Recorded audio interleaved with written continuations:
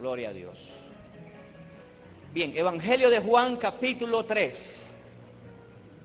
Dice, había un hombre de los fariseos que se llamaba ¿cómo? Nicodemo. Un principal entre los judíos.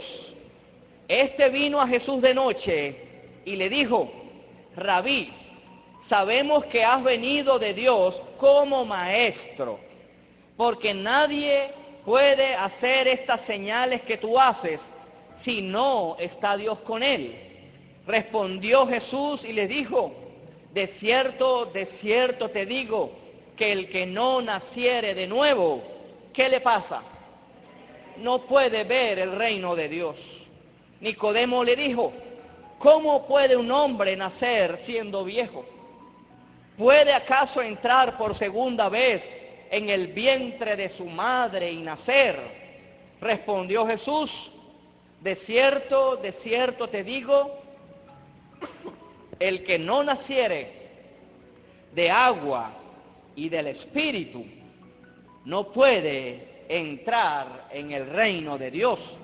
Lo que es nacido de la carne, carne es, y lo que es nacido del Espíritu, Espíritu es. No te maravilles, dígale al hermano, no te maravilles de que te dije, os es necesario nacer de nuevo. Amén. Bien, yo creo que este pasaje es muy conocido por muchos aquí en la Biblia.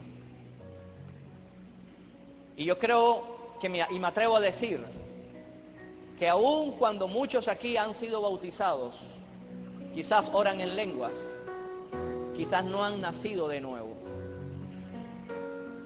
Aquí como este hombre, Nicodemo, este hombre puede ser usted, hombre o mujer, este hombre puede ser usted. Este hombre era un principal de los fariseos, de los judíos. O sea, Jesús tenía simpatizantes entre los fariseos. Y dice que vino de noche, quizás para no ser desprestigiado, quizás para no ser expulsado de las sinagogas, quizás pueda gente asistir a las iglesias a ciertos horarios para que nadie lo vea, con la Biblia escondida para que nadie lo vea, para que no les delate que aman a Jesús. Y dice la Biblia que vino un hombre de noche, y vino en representación de los fariseos, porque dice, le empieza a decir, sabemos. No dice yo sé, dice sabemos que has venido de Dios. O sea, ellos reconocían que las señales delataban que Jesús venía de Dios, pero ellos tenían un conflicto espiritual. Solamente podían reconocer a Jesús como maestro. Ellos lo reconocían, pero también tenían por dentro un conflicto espiritual de que Él se llamaba a sí mismo el Mesías, de que Él era Dios. Les chocaba ese mensaje de Jesús. Por eso vienen de noche, reconocen que era maestro y también reconoce que nadie podía hacer esas señales que Él hacía si Dios no estaba con Él. Amén. Mi amado hermano, aquí viene la respuesta de Jesús. Jesús estaba viendo sinceridad en este hombre, mucha sinceridad en este hombre. Y Jesús ni siquiera, creo que por el contexto de la palabra, ni siquiera le dejó terminar lo que él quería preguntarle. Porque dice la Biblia en el verso 3, respondió Jesús y le dijo. Y aquí viene Jesús y le dice una de las más grandes verdades de la Biblia. Y es una de las más grandes verdades que quizás tú vas a escuchar hoy. Y es acerca del nuevo nacimiento. Dígale al hermano, tienes que nacer de nuevo. Tienes que nacer de nuevo. Quizás usted se pregunta, ¿por qué hay tanta insistencia en la palabra acerca del nuevo nacimiento? Porque es una realidad espiritual. Acá dice Jesús que el que no nace de nuevo no puede ver el reino de Dios. Ahora lo vamos a explicar. Habla de nacer de nuevo. O sea, Jesús no encuentra otra palabra para explicarle a Nicodemo. Si me equivoco voy a decir Nicomedes. Jesús no encuentra otra palabra más cercana para decirle acerca de la dimensión espiritual en donde él quería entrar, y era acerca de nacer de nuevo. Y me llama la atención que dice que el que no nace de nuevo no puede ver el reino de Dios. Un bebé cuando está adentro es oscuro, del vientre de su madre. Cuando sale y nace, este bebé puede ver la luz. Así es similar al reino de los cielos. Esta palabra ver significa comprender. Esta palabra ver significa conocer. Esta palabra ver significa experimentar. De manera, mi hermano, mi amado hermano, que si alguien aquí no comprende, no ve, no experimenta las verdades del reino de Dios, es porque no ha nacido de nuevo. Y Jesús se lo dijo categóricamente: hay que nacer de nuevo para ver el reino de Dios. Y viene Nicomedes o Nicodemo y viene y le hace una gran pregunta a Jesús. Y le dice: ¿acaso yo tengo que reencarnar? El tema de la reencarnación ya es muy antiguo. ¿Acaso yo tengo que nacer otra vez desde el vientre de mi madre y nacer? Y Jesús le habla acerca de la fuente del nuevo nacimiento. Y es de la carne, del agua y del espíritu. No puedes tú nacer de la carne y del espíritu, porque dice la Biblia que ambos chocan entre sí. Es del agua y del espíritu. ¿Sabes? A muchos predicadores les he escuchado que el agua representa el bautismo, y 1000 veces no. ¿Saben por qué? Porque aquí todavía el bautismo no estaba instituido. Al final,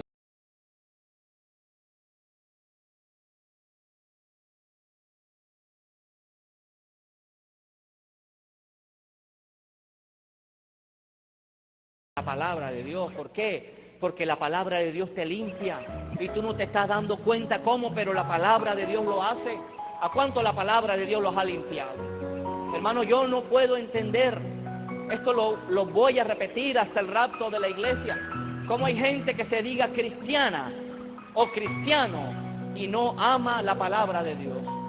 ¿Cómo podemos acostarnos en un día y no alimentarnos de la palabra de Dios?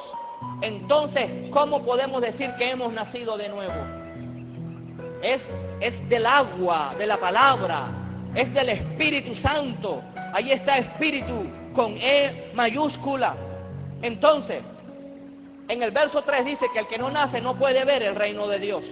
Pero también en el verso 5 dice que el que no nace, esta es la fuente del nuevo nacimiento, del agua y del Espíritu, no puede entrar en el reino de Dios.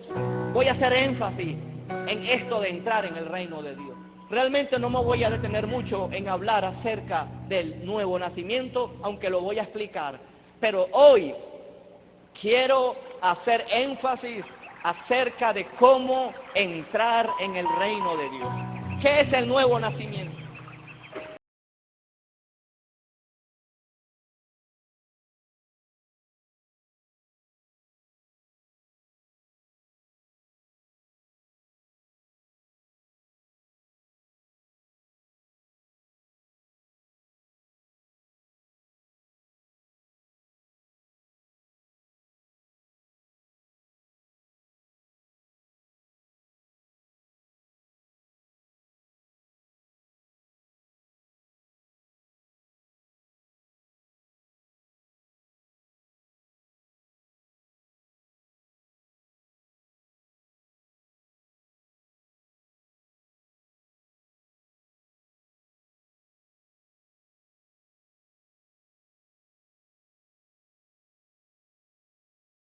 No hubiere cometido pecado, abogado tenemos para con el Padre, a Jesucristo el justo. ¿Cuántos le aplauden al Señor?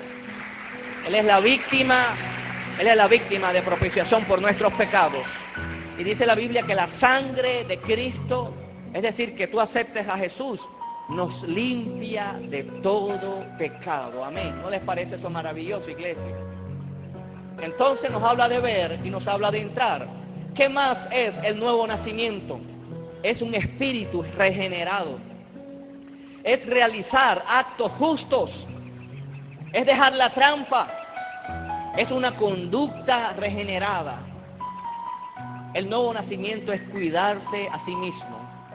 Por eso que el apóstol Pablo le dice a Timoteo, cuídate a ti mismo y de la doctrina que predica. Dígale al hermano, tienes que cuidarte de ti mismo. No te confíes, hermano. La confianza, el exceso de confianza puede ser muy perjudicial. Así le pasó al rey David.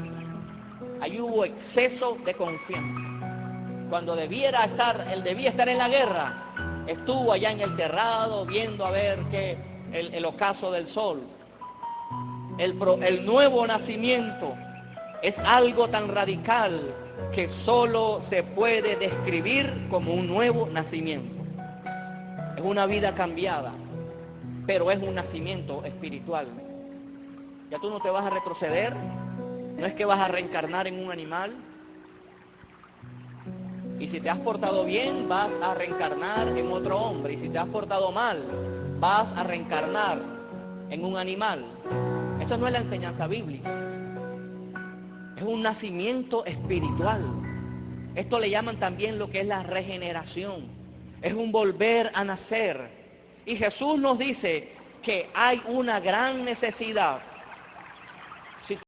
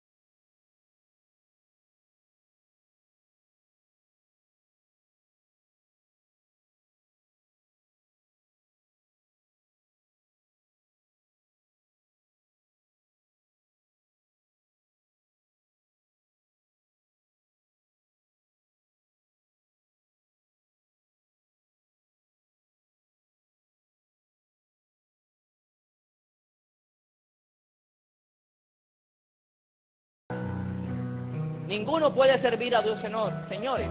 O sirves al Dios dinero, o sirves al único Dios. O sirves a la pornografía, o sirves al gran Dios.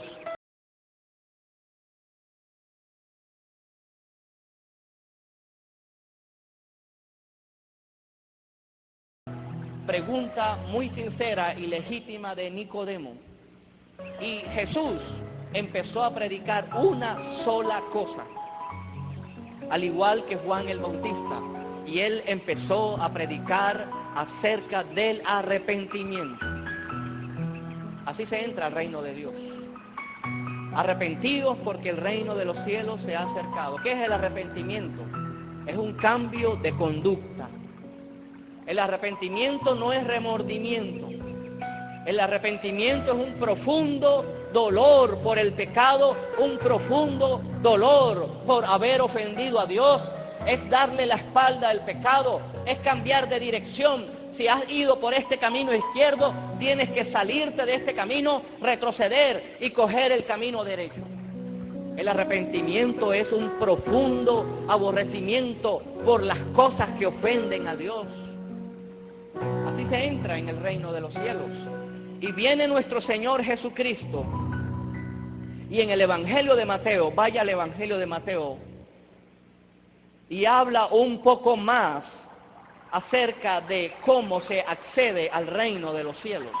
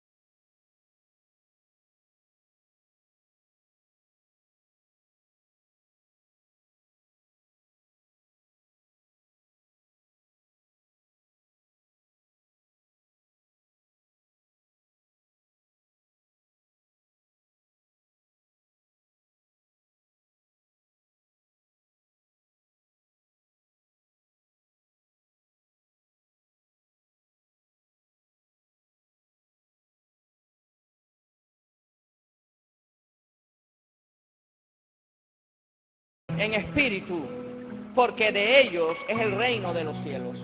Entonces viene nuestro Señor y nos dice algo que quizás a muchos aquí les va a asombrar, que la primera manera de entrar en el reino de los cielos es hacerse pobre. Yo no escuché nada.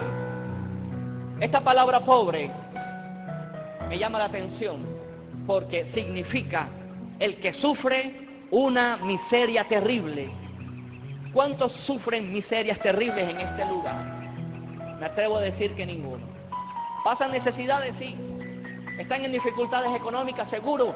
Pero me atrevo a decir que ninguno hay aquí que esté pasando por una miseria terrible. Entonces, en primer lugar, viene Jesús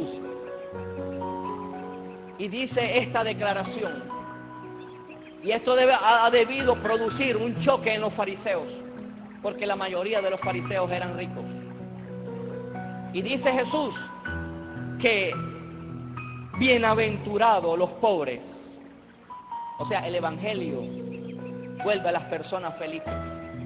Más allá, los vuelve doblemente felices. Esto significa bienaventurado. Y nos dice, en otras palabras, Jesús está diciendo, bienaventurado el que sufre una miseria terrible. Yo no escuché nada. Quizás muchos se pregunten, ¿es material? No, mi hermano, no es material, es espiritual. Porque aquí dice, los pobres en espíritu. No está diciendo los pobres de espíritu. No está diciendo Jesús los melancólicos. No está hablando Jesús de los deprimidos. Está hablando de los pobres en espíritu. La pobreza en espíritu es cuando el Espíritu Santo nos muestra nuestra condición espiritual de que somos pecadores. La pobreza en espíritu es aquella persona que no confía en sus habilidades, no confía en su inteligencia, aunque hay que utilizarla, no confía en su razonamiento, sino que reconoce con humildad su dependencia de Dios.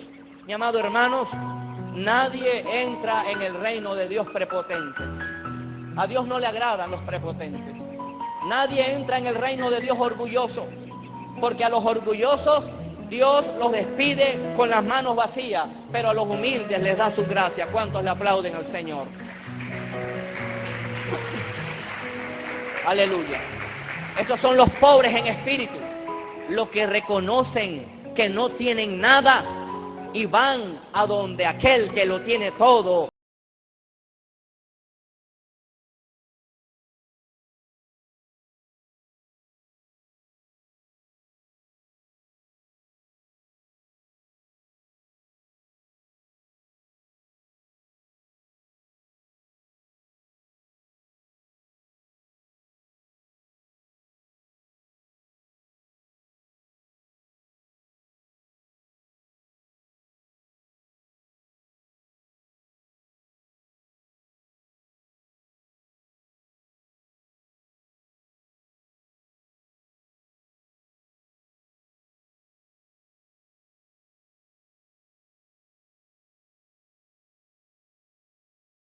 Hasta que nos demos cuenta que las algarrobas producen una llenura aparente. Mi amado hermano, las algarrobas del mundo dan una llenura aparente. Yo no escuché nada. La algarroba de la televisión, la algarroba del dinero. Y sabes, tarde o temprano, todos los que Dios llame, tarde o temprano, si ellos se rinden a Dios, tendrán que reconocer su pobreza espiritual. Y decir como este hijo, Señor, volveré a mi casa donde salí. Allá no hay necesidad. Hoy Dios te está llamando a que vuelvas a su casa. Te has apartado de Dios. No has reconocido tu soberbia y tu orgullo espiritual. Por eso es que has estado en todo este tiempo comiendo las algarrobas que solo comen los cerdos. Bienaventurados los pobres en espíritu. Esto representa la humildad en reconocer, Señor, he pecado contra el cielo y contra ti. ¿Cuál es la recompensa? Acá dice, porque de ellos es el reino de los cielos. Dígale al hermano, hay que hacerse miserable en espíritu. Ya usted sabe lo que significa. Lo segundo que nuestro Señor Jesús les dice a los Nicodemos: bienaventurados los que lloran. ¿Saben? No son los que lloran porque el novio o la novia lo dejó. Yo no escuché nada. No son los que lloran porque les cortaron el celular. No son los que lloran porque los despidieron del trabajo. Son los que lloran porque se identifican con el dolor de Dios. Porque se identifican con el pecado que Dios le desagrada. ¿Sabe? Si hay un arrepentimiento genuino, nos tiene que doler el pecado que a Dios le desagrada, el pecado personal. El pecado de la iglesia le tiene que doler a la gente que llora. El pecado de esta nación le tiene que doler a la iglesia. No podemos ser una iglesia indiferente. Es una iglesia que llora por el perdido, por el país. Es una iglesia que se siente identificada por aquellos que no conocen a Dios. Y en consecuencia, los que lloran son aquellos que tienen un corazón tierno. Esos son los que lloran, iglesia. Los que tienen un profundo dolor por el pecado. Porque Dios no quiere condenar al mundo. Porque Dios, quiero que sepan, indudablemente Él va a traer juicio sobre esta tierra. ¿Por qué Dios va a traer juicio sobre esta tierra? Porque la humanidad ha rechazado una y otra vez a la única solución. La única solución que puede evitar el castigo de Dios, y se llama Jesucristo. La gente está rechazando a lo más grande y se llama Jesús. Él es la pura misericordia de Dios. Jesús es la pura gracia de Dios, porque por gracia somos salvos, dice la Biblia. ¿Cuánto te costó la salvación a ti? ¿Cuánto pagaste, iglesia? Por gracia somos salvos. Y esto no de vosotros para que nadie se gloríe. Por gracia somos salvos. ¿Sabe? Jesús una vez se identificó con el pecado de una mujer, la mujer adúltera. La querían lapidar. Hay que rechazar al pecado, pero otra cosa es agarrarla en contra del pecador. Estaban a punto de lincharla. Y Jesús le dijo simplemente una pregunta: mujer, ¿dónde están los que te acusaban? ¿Dónde están los que te acusaban? Y ella dice: ninguno. Pues ni yo te condeno. Vete y no peques más. Jesús se dolió con esta mujer. Y es el mismo dolor que siente Jesús por cada uno de nosotros. ¿Qué hay que hacer? Es dejar de pecar. No es un asunto de tolerancia. Hoy rechazar el homosexualismo es un asunto de intolerancia. No, mi hermano. Es un asunto de vida o de muerte. Porque Dios rechaza el pecado, es indudable. Dios no tolera el pecado, indudablemente que así es. Porque tengo contra ti que toleras a esa mujer Jezabel. Dios no tolera el pecado, mi hermano. Dios les está dando a hoy en día a los pecadores una oportunidad al mundo para que se arrepientan a través de Jesús. Esos son los que lloran. ¿Cuál es el resultado de los que lloran? Recibirán consolación. El único consolador se llama el Espíritu Santo de Dios. A los que le duele el pecado, el Espíritu Santo los va a consolar. Jesús les dijo, porque Jesús también es consolador. Yo les daré otro consolador, dice nuestro Señor Jesús. Lo tercero que Jesús le dice a los Nicodemos, en el verso 5 se dirige a los mansos. Bienaventurados los mansos. Hay algunos que cambian la letra A por la letra E. Y no es así. No es bienaventurados los mensos. Es bienaventurados los mansos, porque ellos recibirán la tierra por heredad. ¿Quiénes son los mansos? Así como los animales que no son domesticados, se les lleva a la finca. Los caballos salvajes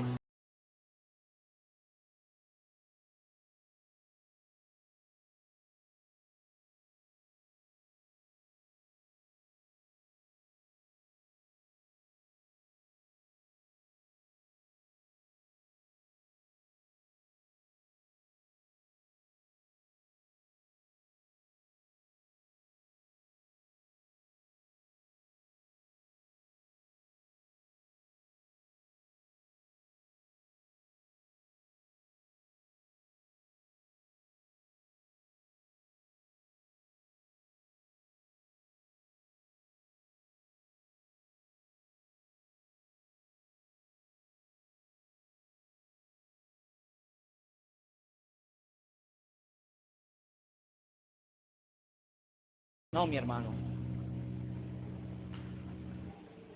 ¿Qué haces si te roban? Estoy hablando de un familiar tuyo. ¿Qué haces si te prestan un dinero y no te lo devuelven y sabes que no te lo van a devolver? ¿Qué haces?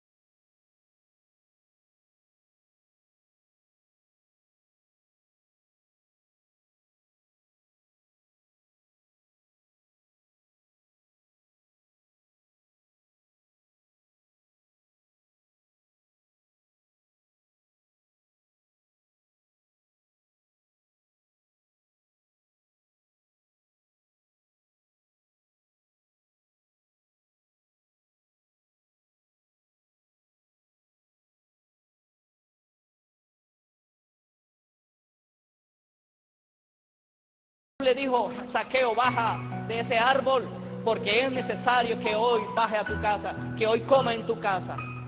Zaqueo bajó y enseguida se vio descubierto por el pecado y le dice a Jesús, Señor, la mitad de mis bienes doy a los pobres. Y si en algo he defraudado, lo voy a devolver duplicado. Zaqueo no se justificó porque Zaqueo rindió su voluntad al Señor. Hay que volverse manso, dígaselo al hermano, vuélvete manso. Si te roban las horas extras del trabajo, pues tú puedes respetuosamente reclamar. Pero si ves que detrás de una y otra vez estás insistiendo, hermano, déjale eso a Dios, porque mía es la venganza, yo pagaré.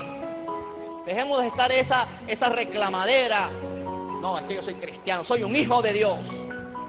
Y hay orgullo en el pueblo de Dios, reclamando su derecho de ser hijo de Dios. Esos son los mansos de corazón. También en el verso 4, en el verso 6, dicen, esto está ligado a lo otro, bienaventurado, nótese, bienaventurado, voy a leer el verso 5, los mansos, porque la recompensa es que van a recibir la tierra por heredad. ¿Sabes una cosa? ¿Cómo se conquista la tierra aquí en el mundo? Por las guerras. Y los mansos van a recibir, cuando estemos viviendo en este lugar, una tierra por heredad. Va a haber algún tipo de gobierno cuando estemos en los cielos nuevos y la tierra nueva. Aquí, en este lugar, en esta tierra, vamos a gobernar. Hay otros que no van a gobernar, que van a perder la recompensa por el miedo, por el temor, porque no se quieren consagrar a Dios y van a quedar sin recompensa. Y se van a salvar secos. Yo no escuché nada. Pelados se van a salvar. Sequecitos sin recompensa, sin una corona. Así se van a salvar secos. En el verso 6 está la otra condición que Dios le dice a los Nicodemos para entrar en el reino de Dios, porque esto es el preámbulo. Dicen los que tienen, bienaventurados, los que tienen hambre y sed de justicia. Esto nos habla de anhelar lo que es justo, de lo que es correcto y lo que es de acuerdo, escucha, con lo que Dios aprueba. Porque pudieras tener hambre de justicia según el mundo, pero no es lo que Dios aprueba. Hay mucha gente hoy en día teniendo hambre de justicia para que sea declarado en todo el mundo la legalidad en matrimonios homosexuales. Y eso no es lo que Dios aprueba, yo no escuché nada. Pero tú puedes aprobar lo que Dios aprueba rechazando el matrimonio homosexual, rechazando el aborto, rechazando la eutanasia. Bienaventurados, esos son los que tienen hambre y sed de justicia. Los que tienen hambre y sed de justicia involucra más conocimiento de la santa palabra de Dios. Porque si tú tienes hambre de la palabra, ¿cuál va a ser la recompensa? Ellos serán saciados. No entiendo, hermano, lo voy a volver a repetir. ¿Cómo hay cristianos que no tienen hambre de Dios? ¿Cómo hay cristianos que se prefieren ir hoy en día a una fiesta antes que venir a la iglesia? El lunes, el domingo, el jueves y el viernes Dios va a ver quienes tienen hambre y sed de Él, porque solamente ellos serán saciados. Tú no sientes nada porque no tienes hambre. Cuando tú tienes hambre, ¿qué sientes? Sientes el estómago aullando. Los más rugidos de león que nunca has escuchado están dentro de ti, porque tienes hambre y tú buscarás saciar esa hambre. El que tenga hambre de Dios, ese será saciado. ¿Cuántos le aplauden al Señor? Aleluya. Ellos serán saciados. En el verso 7, bienaventurados los misericordiosos, porque ellos, qué bonito, ¿verdad? Ellos alcanzarán misericordia. Un misericordioso es una persona que ha sufrido. Es una persona que se identifica con lo que el otro ha sufrido. Lo acompaña en su dolor. Si tú no has sufrido, ¿cómo vas a acompañarlo en el dolor? Ese es el misericordioso. Un misericordioso es el que ayuda a suplir las necesidades del otro. No es decirle Dios te bendiga. Hermano, no tengo para la comida. Bueno, bendiciones, hermano. Voy a orar por usted. No, mi hermano. Eso no lo dice la palabra de Dios. El misericordioso es aquel que está agradecido por el perdón de Dios y también procura extender el perdón de Dios a otro. Hermanos, la iglesia tiene que volverse misericordiosa. Hoy la iglesia está...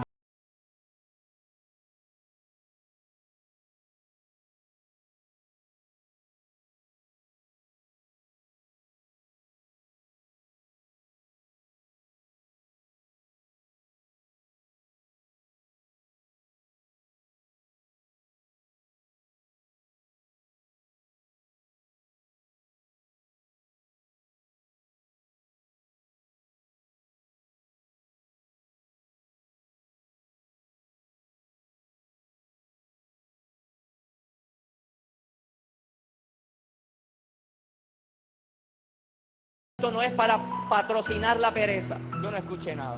Pero de cierto, hermanos, que en la iglesia, en el pueblo de Dios, hay gente muy necesitada, gente que ama a Dios, gente que se esfuerza. A esa gente hay que ayudarla también. Porque el que no quiera trabajar, lo siento mucho. El que no quiera trabajar, que no coma. No me saque esa palabra querer. Querer, no. El que no quiera trabajar, que no coma. Porque la Biblia no dice el que no trabaja que no coma, no. Es el que no quiera trabajar, que teniendo la disposición física, todos los 4 miembros, y todavía se queda ya achantado en la casa. Algo hay que hacer, póngase allá a barrer en basurto, algo tiene que conseguir. El que no quiera trabajar, que no coma. Esa es la palabra de Dios y yo lo creo. Entonces, estos son los misericordiosos. Dice, porque ellos alcanzarán misericordia. En el verso 8 está la otra bienaventuranza. Y dice, bienaventurados los limpios de corazón. ¿Qué es ser un limpio de corazón? ¿Es no cometer pecado? No.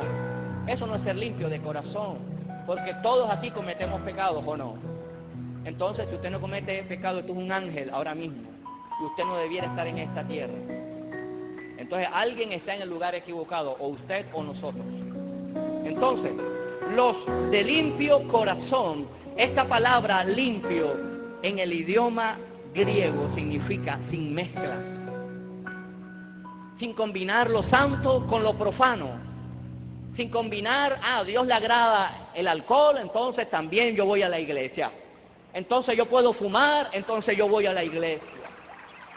Los de limpio corazón son esos, los que no combinan lo santo con lo profano.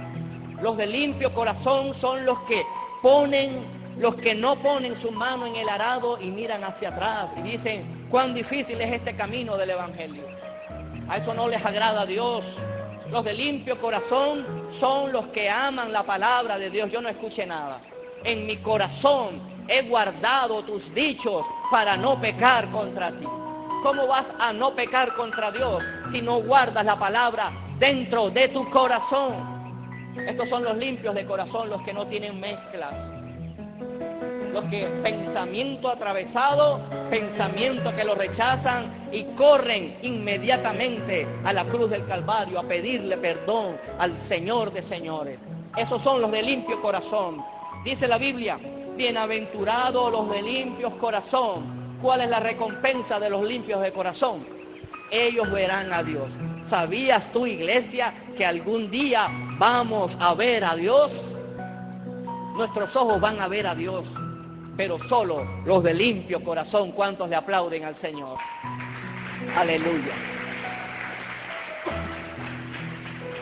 Dice en el verso 9, bienaventurados los pacificadores, porque ellos serán llamados hijos de Dios.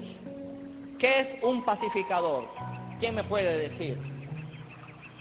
Es una persona que está buscando hacer la paz, que los demás estén en paz. Pero ¿sabes? No es la paz de los hombres, porque el mundo también ofrece cierta paz. Mi paz os dejo, mi paz os doy. No como el mundo la da, sino como la doy yo. Es la paz según Dios. ¿Y sabes cómo está el impío con Dios? El impío con Dios está en guerra. Así lo dice el Salmo 7. Dios está airado contra el impío todos los días. Hermano, ese es en el tiempo de la ley y también es en el tiempo de la gracia. Vaya conmigo, por favor, a Juan capítulo 3. Evangelio de Juan. Evangelio de Juan capítulo 3. Y lo voy a repetir, Dios está airado contra el impío todos los días. Esa es la situación del pecador. Guerra contra Dios. Hermanos, ¿cómo hago para volverme salvo? Acepta a Jesús. Y Dios está buscando a pacificadores como tú, como yo, para llevar el mensaje de reconciliación. Mira lo que dice Juan en el capítulo 3, en el verso 36. Miren lo que dice. Esto lo dice el mismo Jesús. El que cree en el Hijo, ¿qué tiene? ¿Cuántos creen en Jesús? Dígale al hermano, tienes vida eterna. No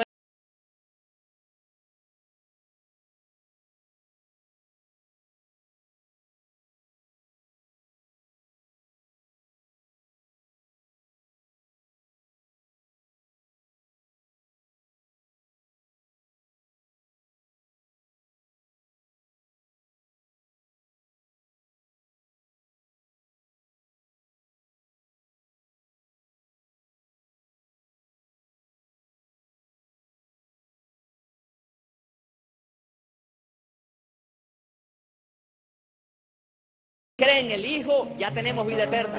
Ya la estamos gozando. Ya Dios nos empezó a participar de la vida eterna. Ahora aquí viene lo contrario. Pero el que se rehúsa a creer, ¿qué pasa? No verá la vida.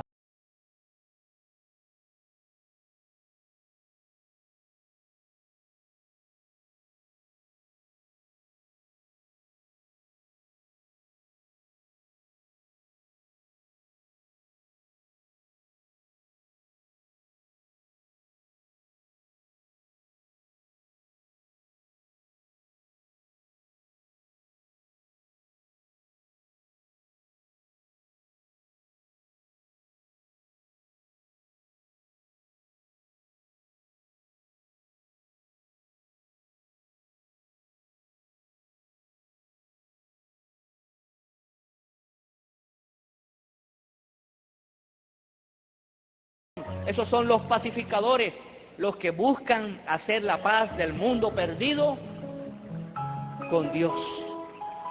Esos son los pacificadores. No es los que hacen la paz y la firmen en un papel. Porque si Dios permite y este país firma la paz, los mismos problemas de asesinato seguirán. Seguirán el aborto, seguirá la trampa, la rapiña de los políticos. Ellos no verán a Dios si no se arrepienten. Ellos han rechazado a Dios. Y todo el que rechace a Dios, le espera la ira de Dios porque han rechazado al único que los puede salvar, a Jesús de Nazaret. En el verso 8 del Evangelio de Mateo, ¿a cuánto Dios les está hablando, iglesia? En el verso 9, ahí podemos resumir las dos bienaventuranzas que faltan.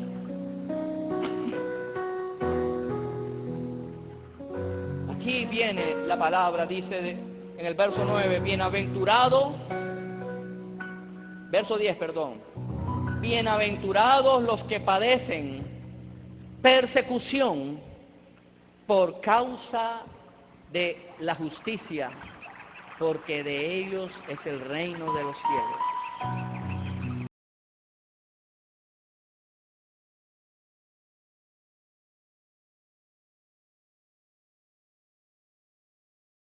El único matrimonio que Dios aprueba, el matrimonio heterosexual.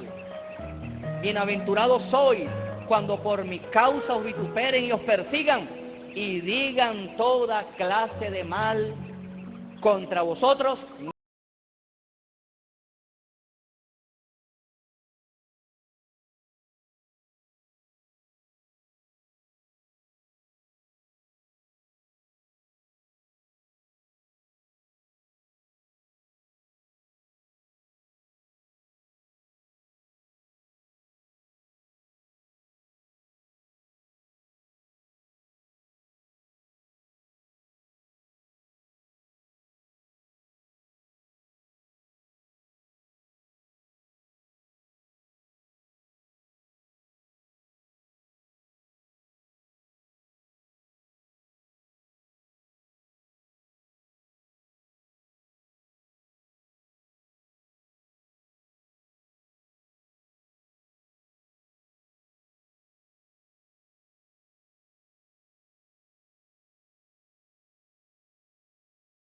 De persecución, no importa que te rechacen porque no apruebas la normatividad del mundo.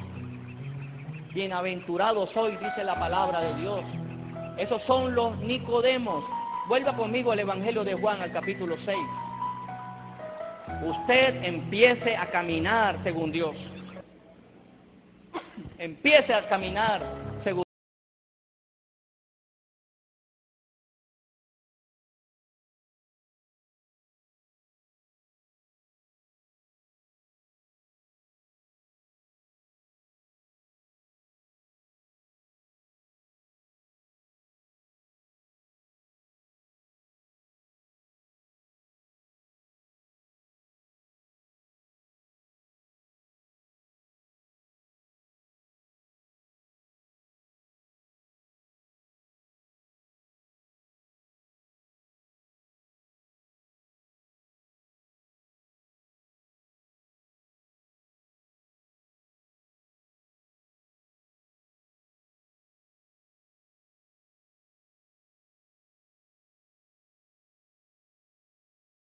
el espíritu, es espíritu.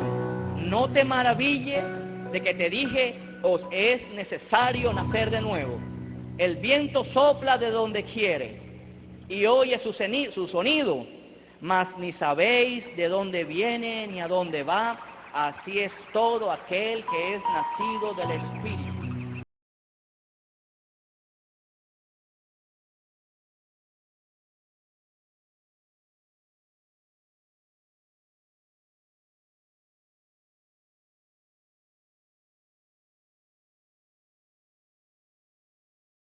Santo, como el Espíritu Santo nos va cambiando la palabra. Por eso es que la misma Biblia dice que Él es una semilla. Una semilla es la palabra de Dios, se siembra.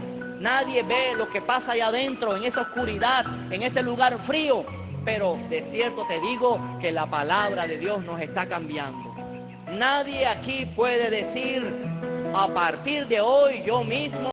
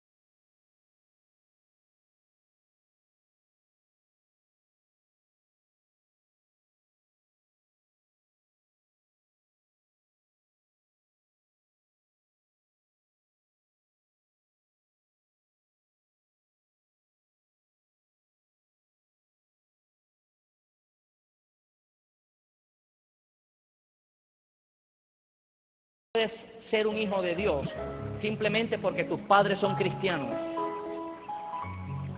O sea, si tus padres son cristianos, entonces ellos son hijos de Dios. ¿Y tú qué serías de Dios? Un nieto de Dios. Y Dios no tiene nietos. Dios solamente tiene hijos. No porque mis padres fueron pastores, entonces yo ya tengo el cielo ganado. No, Señor. Esto es cada uno, cada uno. No son engendrados de sangre, ni de voluntad de carne. Así como los hombres, el hombre y la mujer, el hombre y la mujer se unen y ellos dicen, vamos a tener un hijo. Y hay un acuerdo y dice, vamos a tener un hijo. No hay ninguna voluntad en el hombre de decir, a partir de aquí, hoy yo me hago hijo de Dios. Esto viene aceptando a Jesús. Esto viene aceptando a Jesús como el dueño de tu vida. Cuando lo acepta, enseguida el Espíritu Santo empieza a morar en ti. Y dice, ni de voluntad de carne, ni de voluntad de varón, sino de Dios. Así opera el nuevo nacimiento. La iniciativa es del cielo. Yo no sé si todavía hay Nicodemo.